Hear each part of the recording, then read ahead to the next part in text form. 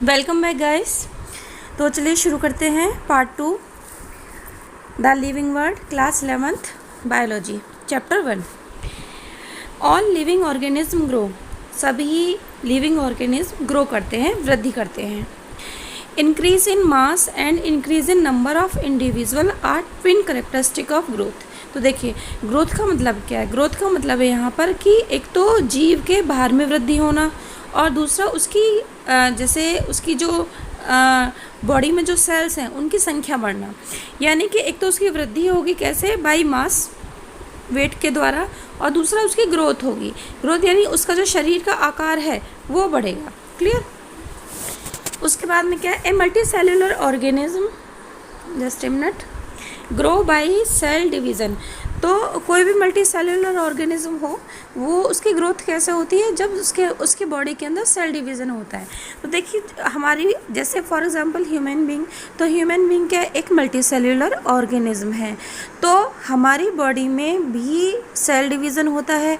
तो cell division दो regions से होता है, एक तो वृद्धि करने के लिए, ग्रोथ के लिए, और एक दूसरा हमारी बॉडी में जो लॉस्ट सेल है और या जो रिपेयर के पर्पज़ से, तो रिपेयर के पर्पज़ से, रीजनरेशन के पर्पज़ से, लॉस्ट सेल की जगह को रिप्लेस करने के पर्पज़ से सेल डिवीज़न होता है।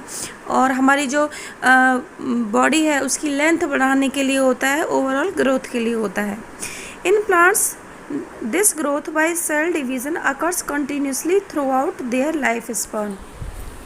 तो अगर हम प्लांट्स की बात करते हैं तो प्लांट्स में ये जो ग्रोथ का जो फेज़ है वो थ्रू आउट द लाइफ चलता है, जबकि in animals this growth is seen only up to a certain age. अगर हम एनिमल्स की बात करते हैं तो एक पर्टिकुलर एज तक, उम्र तक हमारी जो है ग्रोथ होती है। जैसे अगर हम ह्यूमन बीइंग की बात करें तो 18 साल की अवधि तक, 18-19 साल की अवधि तक हमारी मैक्सिमम ग्रोथ होती है।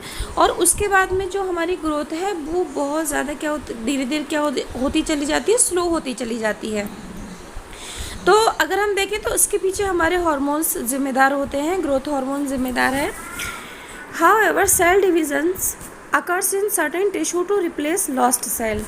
और सेल डिवीज़न जो है वो किस लिए भी होता है कि जो कुछ टिश्यूज़ होते हैं, टिश्यूज़ हम जानते हैं टिश्यू क्या है, it is the group of cell. तो अगर टिश्यू के अंदर कोई सेल लॉस्ट हो गई है, कुछ सेल डैमेज हो गई हैं, तो उनको रिपेयर करने के पर्पज़ से भी सेल डिवीज़न होगा। Unicellular organism grow by cell division. जो यूनिसेल्युलर का यहाँ पर मतलब है एक कोश की है, यूनि यानी एक सिंगल सेल्ड ऑर्गेनिज्म। तो उनकी ग्रोथ कैसे होती है, बाय सेल डिवीज़न।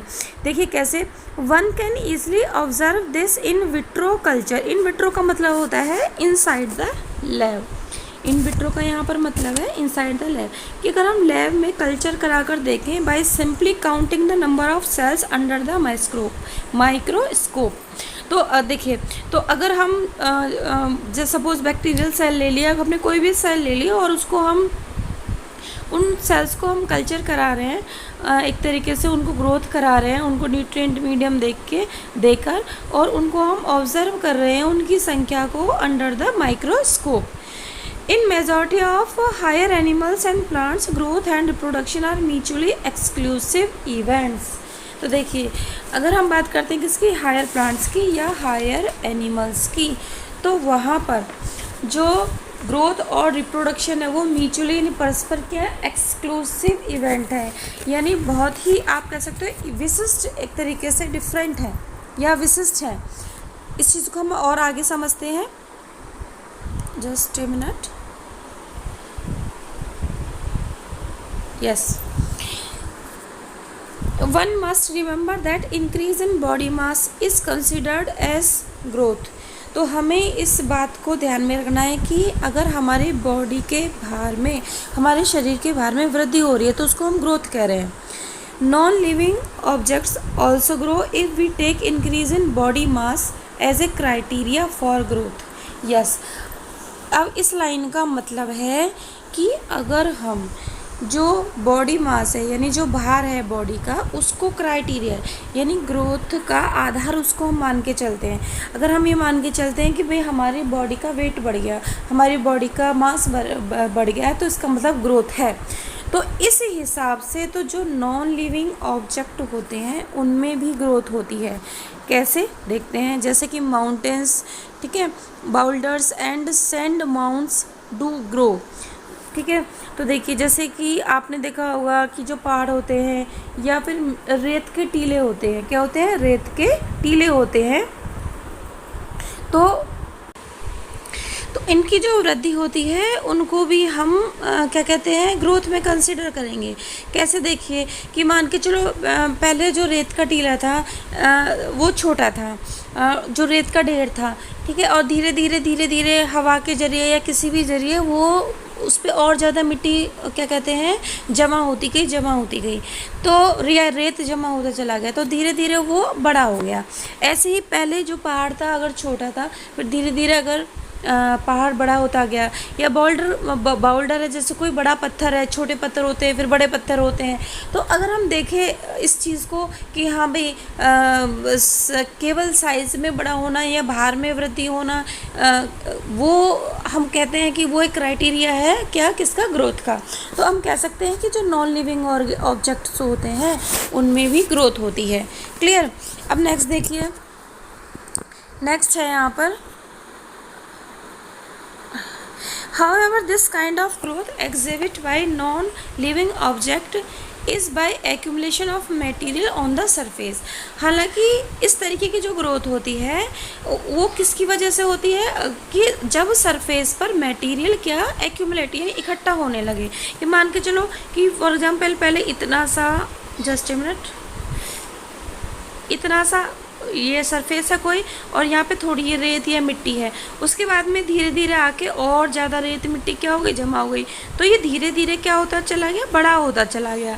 तो हम कह सकते हैं कि भाई ये क्या हो रहा है, एक तरीके से वृद्धि हो रही है, ठीक है। तो लेकिन ये वृद्धि हो कैसे रही है, यहाँ पे कोई सेल का डिवीज़न नहीं हो रहा है, यहाँ पर क्या जस्ट मटेरियल जो है एक जगह एक सरफेस पर इकट्ठा हो रहा है। In living organism growth is from inside. और दूसरी चीज़ ये कि अगर हम इसको देखें, एक रेत के गोले को या टीले को अगर हम देखें, तो यहाँ पर एक्सटर्नली ग्रोथ हो रही है कि मटेरियल आ रहा है और यहाँ पे जम रहा है। लेकिन लिविंग ऑर्गेनिज्म में जो ग्रोथ होती है वो इनसाइड होती है, यानी कि हमारी जो बॉडी के जो सेल्स हैं, ठीक है, जो अंदर की सेल्स हैं, they are dividing and they are increasing in their number. तो growth therefore can not be taken as a defining property of living organism. तो यहाँ पर अगर हम कहते हैं कि कोई चीज़ ग्रोथ कर रही है तो वो क्या कहते हैं वो लिविंग ऑर्गेनिज्म होगी, तो ये कहना 100% सही नहीं होगा। और इस वजह से जो ग्रोथ है वो डिफाइनिंग प्रॉपर्टी नहीं है। किसकी डिफाइनिंग प्रॉपर्टी नहीं है? ग्रोथ की। किसकी? ग्रोथ की। Is that clear? नेक्स्ट चलते हैं। अब है conditions under which it can be observed in all living organisms have to be explained and then we understand that it is a characteristic of living system। अब देखिए इसका मतलब समझते हैं। Conditions under which it can be observed in all living organisms have to be explained कि भाई ये जो ग्रोथ है ये किन कंडीशंस में लिविंग ऑर्गेनिज्म के अंदर हो रही है। तो ये या फिर हम ये कहेंगे कि जीवों में ये जो लक्षण है जिन किन परिस्थितियों में होता है, तो उसका एनालिसिस करके ही हम बता सकते हैं कि हाँ कि क्या कहते हैं ये जो ऑर्गेनिज्म है ये ग्रोथ कर रहा है या नहीं कर रहा है। A dead organism does not grow. और कोई भी जो मरा हुआ व्यक्ति है या कुछ भी वो ग्रो नहीं करता है, क्योंकि जो मर चुका है तो उसकी सेल्स फंक्शनल नहीं होंगी। क्लियर? अब हम आगे चलते हैं। नेक्स्ट आता है हमारा, अब आएगा हमारा व्हाट? Next is reproduction. क्या आएगा? रिप्रोडक्शन। देखिए तो हमने ग्रोथ का कंसीडर कर लिया है इस चीज़ को कि ग्रोथ हमें क्लियर हो गया है कि ग्रोथ जो है, ग्रोथ को हम 110% हम क्राइटेरिया नहीं मान सकते किसका, किसी भी के मास में वृद्धि होना हम उसको क्राइटेरिया नहीं मान सकते किसका, कि लिविंग ऑर्गेनिज्म ग्रोथ करते हैं। Next reproduction. अब देखिए कि अब हम कहते हैं कि जो रिप्रोडक्शन है like wise is a characteristics of living organism, कि रिप्रोडक्शन क्या है, लिविंग ऑर्गेनिज्म का एक करेक्टरिस्टिक है। देखिए कैसे, in multicellular organism reproduction refers to the production of progeny possessing features more or less similar to those of parents.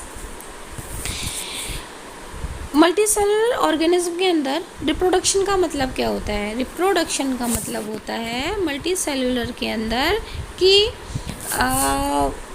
There is the production of progeny. Progeny का मतलब होता है संतान, कि संतानों का प्रोडक्शन करना, पॉजेसिंग ऐसी संतानें जिनके पास में हमारे माता पिता जैसे या उनसे थोड़े से कम ऐसे ही करेक्टर्स हैं, और इस तरीके से जो पेरेंट्स हैं वो अपने संतानों की उत्पत्ति कर रहे हैं।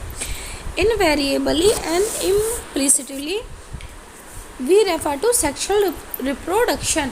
ठीक है, तो यहाँ पर इसका मतलब समझते हैं कि भाई हाँ, हम निर्विवाद रूप से हम किसके बारे में बात कर रहे हैं, हम सेक्सुअल रिप्रोडक्शन के बारे में बात कर रहे हैं। इसके बारे में, सेक्सुअल रिप्रोडक्शन के बारे में हम बात कर रहे हैं। क्यों? क्योंकि देखिए जब हम सेक्सुअली रिप्रोडक्शन करते हैं तो सेक्सुअल रिप्रोडक्शन का मतलब है कि दो पेरेंट्स होंगे, यानी ये बाय पेरेंटल होगा, एक मेल है और एक फीमेल है, दोनों के गैमीट्स आपस में फ्यूज़ करेंगे, जायगोट बनेगा, और वो जायगोट किस में कन्वर्ट होगा, किस में डेवलप होगा, ऑर्गेनिज्म में डेवलप होगा। तो इसका मतलब ये हुआ कि जो गैमीट्स है मेल और फीमेल दोनों के हैं, तो बच्चे के अंदर जो करेक्टर्स होंगे वो थोड़े बहुत पेरेंट्स माता से मिलेंगे और थोड़े बहुत किससे मिलेंगे, पिता से मिलेंगे। तो इसका मतलब ये जो चीज़ है, ये जो लाइन है हमें क्या बताती है कि हम किसके बारे में बात कर रहे हैं, सेक्सुअल रिप्रोडक्शन के। Organism reproduce by A sexual means also. और जो ऑर्गेनिज्म होते हैं ऐसा नहीं है कि सेक्सुअल रिप्रोडक्शन ही होता है, ए सेक्सुअली भी क्या करते हैं, रिप्रोड्यूस करते हैं। Fungi multiply and spread easily due to the millions of asexual spores they produce. अब हम बात करते हैं किसकी, फंगी की। तो फंगी क्या होते हैं, फंगी है यूनिसेल्युलर भी हो सकते हैं, यानी एक कोशिकीय भी हो सकते हैं, और मल्टी सेल्युलर भी हो सकते हैं, और इनकी सेल कैसी होती है, यूकैरियोटिक। तो ये यूनिसेल्युलर या मल्टी सेल्युलर यूकैरियोटिक ऑर्गेनिज्म होते हैं। और इनकी, और ये कैसे डिवाइड करती, ये कैसे वो करते हैं, इनके अंदर क्या पाया जाता है, एसेक्सुअल और सेक्सुअल दोनों ही तरीके से इनमें रिप्रोडक्शन पाया जाता है। जो फंगी होते हैं वो कई तरीके के होते हैं, जैसे येलो फंगी, वाइट फंगी और ब्लैक फंगी, ब्राउन फंगी। इसके अलावा जो हम मशरूम खाते हैं, तो मशरूम भी क्या है, it is a kind of edible fungi. तो फंगी की जो बॉडी होती है उसको हम कहते हैं हाइफी। क्या कहते हो, फंगी की बॉडी को हाइफी कहते हैं। और जो एसेक्सुअली रिप्रोडक्टिव यूनिट होती हैं उनको हम कहते हैं स्पोर्स। क्या कहते हैं, स्पोर्स। तो जो फंगी होते हैं वो ईजिली एसेक्सुअली प्रोड्यूस करते हैं, और वो बहुत सारे मिलियंस में क्या बनाते हैं, स्पोर्स बनाते हैं। इन lower organism like yeast and hydra. और अगर हम लोअर ऑर्गेनिज्म की बात करते हैं जैसे कि यीस्ट है या हाइड्रा है, वी ऑब्जर्व बडिंग। तो इन ऑर्गेनिज्म में क्या होता है, बडिंग होता है। बडिंग का मतलब यहाँ पर क्या है कि suppose this is the cell, single cell, और यही सेल, तो इसी सेल की प्लाज्मा मेम्ब्रेन इस तरीके से हो जाएगी, और साइड से क्या होगा, धीरे धीरे ये कट ऑफ हो जाएगी। क्या हो जाएगी, कट ऑफ हो जाएगी यहाँ से। तो हमें ऐसा लगेगा जैसे कि ये पेरेंट सेल है, this is the parent cell, और पेरेंट सेल से क्या निकल रही है, ये बड के फॉर्म में निकल रही है, और ये बड क्या हो जाएगी, डिटैच हो जाएगी। और फिर क्या होगा आगे, ये जो सेल है जो बड के फॉर्म में है, it will grow into the young, into the adult. Next देखिए, अब आता है, बडिंग हो गया है हमारा। इन प्लेन एरिया, अगर हम किसकी बात करते हैं, प्लेन एरिया। प्लेन एरिया कैसा वॉर्म होता है, फ्लैट वॉर्म होता है, ये चपटा वॉर्म होता है।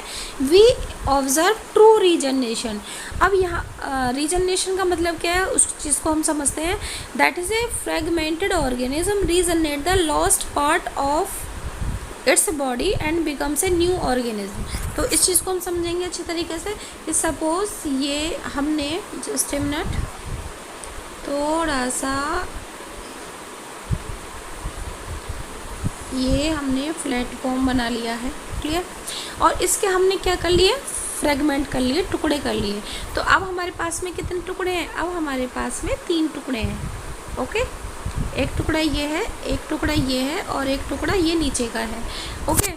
तो हर एक टुकड़ा क्या करेगा, रीजनरेट करेगा, यानी इसके पास में ऐसी सेल्स होंगी कि जो क्या करेंगे, they will divide and divide, they will increase their number.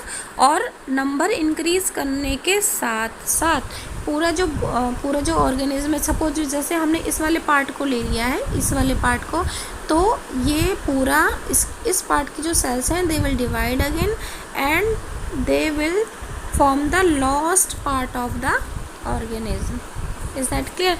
और हर एक जो फ्रेगमेंट है वो फिर से पूरे ऑर्गेनिज्म में क्या हो जाएगा, डेवलप हो जाएगा। तो इस प्रॉपर्टी को हम क्या कहते हैं, रीजनरेशन की। लॉस्ट पार्ट की, जैसे ये ये सारे लॉस्ट पार्ट है, ये लॉस्ट पार्ट था, ओके, ये लॉस्ट पार्ट है, ये लॉस्ट पार्ट है, तो लॉस्ट पार्ट को फिर से रीजनरेट कर लिया, क्लियर। नेक्स्ट देखिए, अब हम बात करते हैं, तो यहाँ पर ये चीज़ अच्छे से समझ में आ गई होगी आप लोगों को।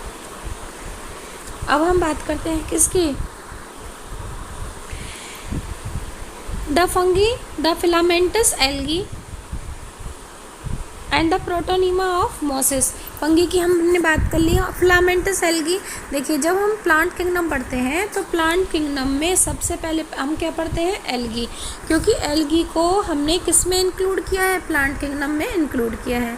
और कुछ एल्गी यूनिसेलुलर होते हैं, कुछ एल्गी मल्टीसेलुलर होते हैं, तो उनकी अलग अलग शेप होती है। कुछ एल्गी कैसे होते हैं, फिलामेंटस होते हैं। ऐसे ही हम बात करते हैं किसकी, प्रोटोनीमा ऑफ मोसेस की। तो यहाँ पर मोसेस क्या है, ब्रायोफाइट्स। तो ब्रायोफाइट्स को हम क्या कह रहे हैं, मोसेस कह रहे हैं। तो जब हम प्लांट किंगडम पढ़ेंगे तो पहले सबसे लोअर किंगडम, सबसे लोअर वो क्या है, फाइलम क्या होगा, एल्गी। उसके बाद में उससे ज़्यादा डेवलप्ड प्लांट्स कौन से होंगे, ब्रायोफाइट्स। ब्रायोफाइट्स से ज़्यादा डेवलप्ड क्या होंगे, टेरिडोफाइट्स। टेरिडोफाइट्स से ज़्यादा मोर डेवलप्ड क्या होंगे, gymnosperm. And last one the angiosperm. तो ब्रायोफाइट्स को का दूसरा नाम क्या है, मोसेस। तो यहाँ पर जो मोसेस होते हैं उनकी जो बॉडी होती है, यानी प्लांट बॉडी है, जो कि हैप्लॉइड है, वो कैसी है, हैप्लॉइड है। तो हैप्लॉइड बॉडी को, हैप्लॉइड प्लांट बॉडी को हम गैमीटोफाइट भी कहते हैं, क्लियर। तो जब क्या कहते हैं, जो हैप्लॉइड बॉडी है वो कैसे बनती है, तो धीरे धीरे क्या होगा कि कुछ thread like chain of cells बनेंगी, ठीक है, स्टार्टिंग में in the early development of gametophyte, ठीक है, in the life cycle of mosses. तो मोसेस की लाइफ साइकिल में, या मोसेस की लाइफ साइकिल के दौरान, ब्रायोफाइट की अगर हम किसी प्लांट की कोई लाइफ साइकिल ले लेंगे तो उसमें 2 स्टेज आएंगी, गैमीटोफाइट और स्पोरोफाइट। गैमीटोफाइट हैप्लॉइड स्टेज को कह देते हैं और स्पोरोफाइट डिप्लॉइड स्टेज को कह देते हैं। तो थ्रेड लाइक जो चेन बनती है सेल्स की, ठीक है, किसके डेवलपमेंट के लिए, गैमीटोफाइट के डेवलपमेंट के लिए। यानी वो स्टार्टिंग में जो एकदम से जो थोड़ा सा थ्रेड लाइक जो एक चेन होगी, और जो अगले फर्दर डेवलपमेंट के बाद में किस में कन्वर्ट हो जाएगी, वो गैमीटोफाइट में, यानी प्लांट बॉडी में मोसेस की। तो उस चेन को हम क्या कहेंगे, प्रोटोनीमा कहेंगे। All easily multiply by fragmentation. तो देखिए फ्रेगमेंटेशन और कहाँ कहाँ मिलता है, sorry fragmentation, yes just a minute, हाँ, fragmentation, fungi, filamentous algae and protonema. तो यहाँ पर क्या मिलता है, फ्रेगमेंटेशन मिलता है। तो ये जो है ये किसके ज़रिए होते हैं, फ्रेगमेंटेशन के ज़रिए। कि मान के चलो एक है स्पाइरोगायरा, एक एल्गी है क्या, स्पाइरोगायरा, ये स्पाइरोगायरा है, ओके। अब क्या होगा, इसके फ्रेगमेंट्स हो गए, इसके क्या हो गए, फ्रेगमेंट्स हो गए। तो सपोज़ ये एक फ्रेगमेंट ये है, एक फ्रेगमेंट ये है, तो ये दोनों फ्रेगमेंट इंडिपेंडेंटली क्या करेंगे, अब ग्रो करेंगे, and they will make the complete what, the complete spirogyra, is that clear? वो कंप्लीट प्लांट बनाएंगे अब, फिलामेंटस। ओके, नेक्स्ट इसको हम मिटा लेते हैं यार, मिटाने में भी इतना टाइम लगता है, कोई बात नहीं, ठीक है। अब हम बात करते हैं किसकी, yes, when it comes to the unicellular organism like bacteria. अब जब हम किसकी बात कर रहे हैं, यूनिसेलुलर ऑर्गेनिज्म की बात कर रहे हैं, जैसे कि बैक्टीरिया। तो यूनिसेलुलर और एल्गी और अमीबा, या हम बात करते हैं किसके, यूनिसेलुलर एल्गी की या फिर अमीबा की। तो reproduction is synonymous with growth. तो देखिए यहाँ पर किसके केस में, जो यूनिसेलुलर यानी एक कोशिकीय जो जीव होते हैं ना, उनके अंदर सेल डिवीज़न और ग्रोथ ये दोनों सिनोनिमस हैं, यानी एक तरीके से एक दूसरे के पर्याय हैं। क्यों?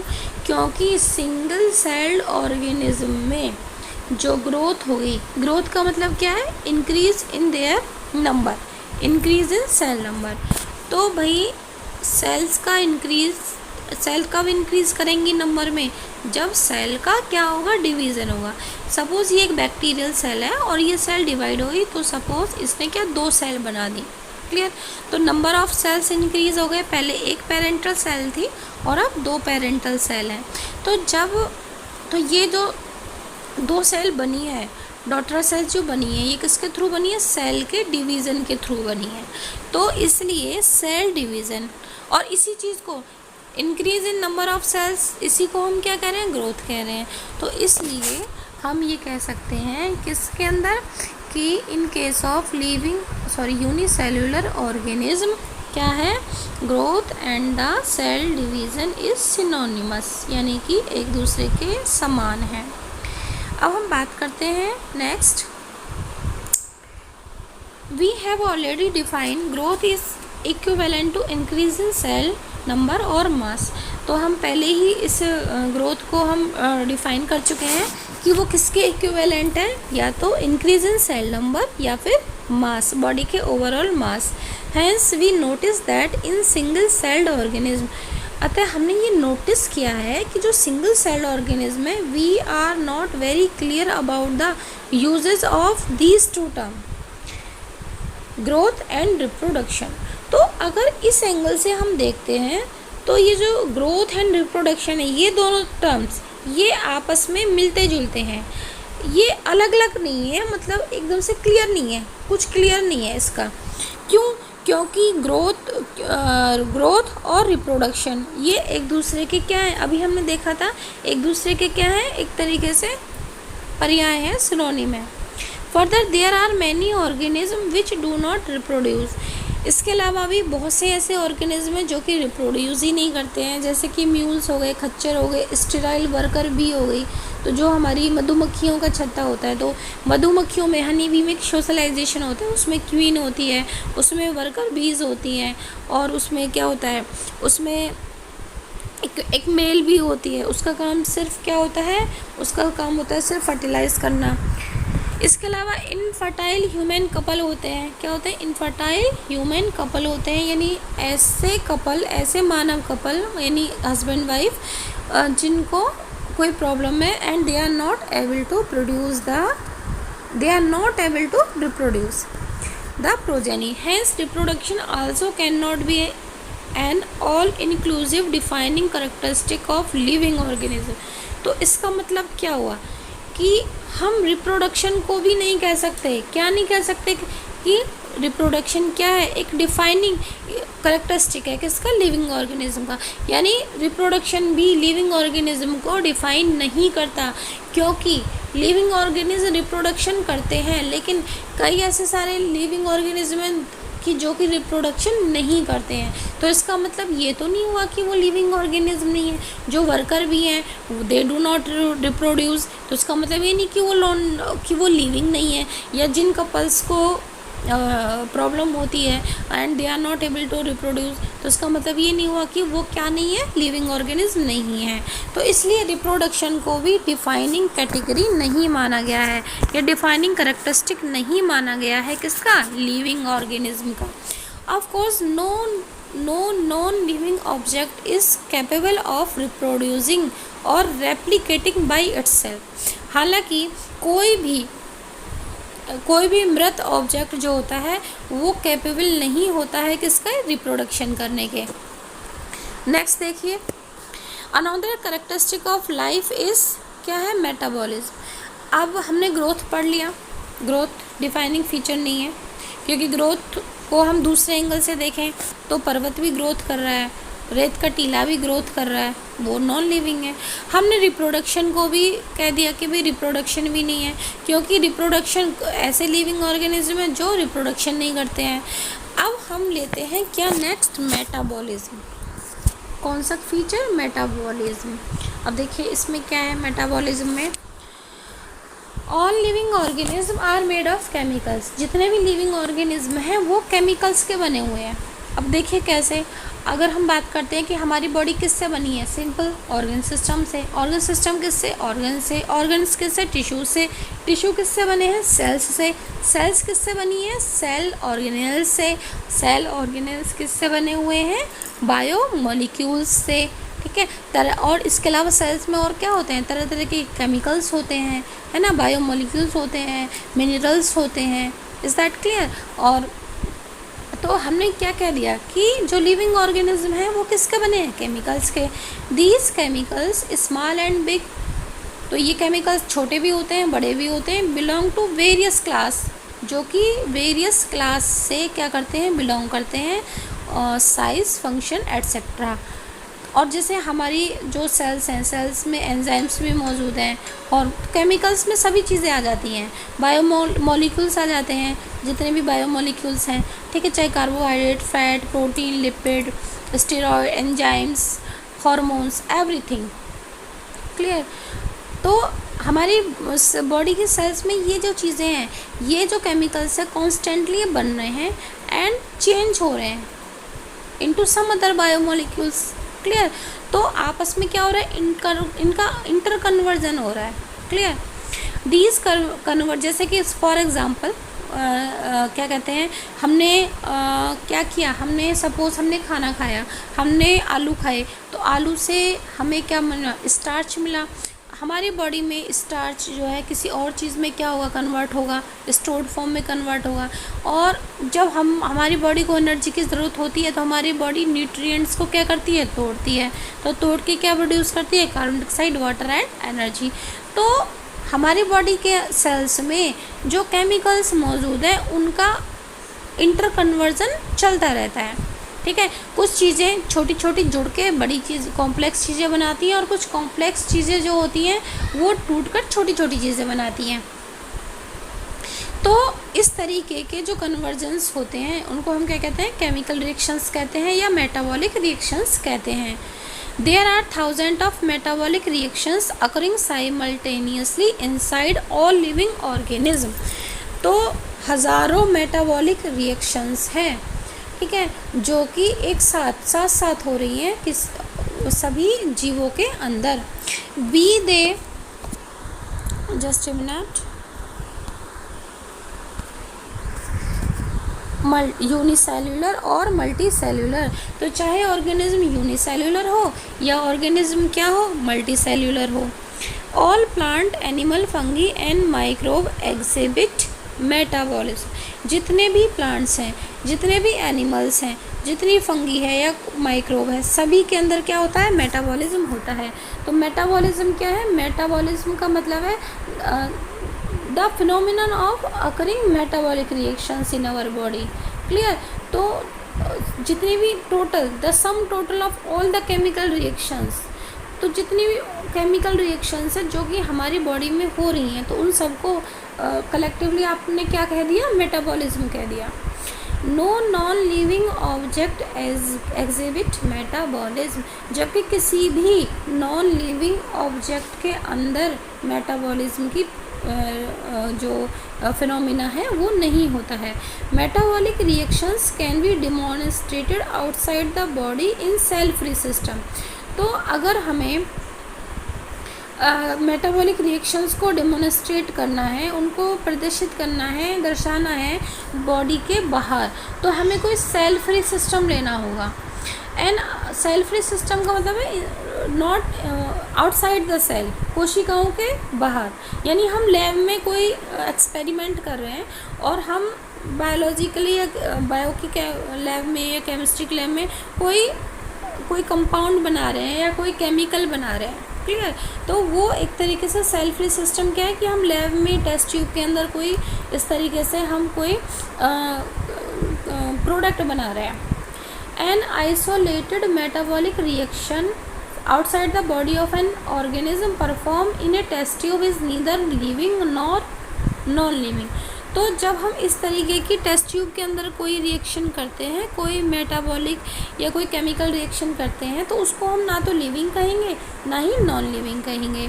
Hence while metabolism is a defining feature of all organism without exception, isolated metabolic reaction in vitro are not living things but surely living reactions. तो देखिए यहाँ पर भी थोड़ा सा क्या है, कन्फ्यूज़न है। क्या कन्फ्यूज़न है कि भाई जो मेटाबॉलिक रिएक्शंस हैं उनको अगर हम डिफाइनिंग फीचर मानते हैं, ठीक है, बिना किसी एक्सेप्शन के, तो जो हम लैब में रिएक्शंस कर रहे हैं आर नॉट, उनको हम लिविंग नहीं कहेंगे, ठीक है, उनको हम are not living things but surely living reactions. तो उनको हम लिविंग थिंग्स नहीं कहेंगे कि भाई सपोज फॉर एग्जांपल हमने टेस्ट ट्यूब में कोई रिएक्शन कराई, तो हम उस टेस्ट ट्यूब को हम कोई लिविंग ऑर्गेनिज्म तो नहीं कह सकते या कोई लिविंग थिंग तो नहीं कह सकते। लेकिन हाँ, क्योंकि हम फिर कोई रिएक्शन जो हमारी बॉडी के अंदर हो रही है, सेम रिएक्शन को अगर हम आउटसाइड द बॉडी करके देखते हैं तो हम ये कह सकते हैं कि भाई ये एक लिविंग रिएक्शन है। ये क्या है, एक लिविंग रिएक्शन है। अब देखिए, hence cellular organisation of the body is the defining feature of life forms. तो अतः हम ये कह सकते हैं कि हमारे जो बॉडी का सेल्यूलर ऑर्गेनाइजेशन है, यानी हमारी बॉडी किससे बनी है, सेल्स की बनी है, तो हम ये कह सकते हैं कि ये एक डिफाइनिंग फीचर है किसी भी लाइफ फॉर्म का।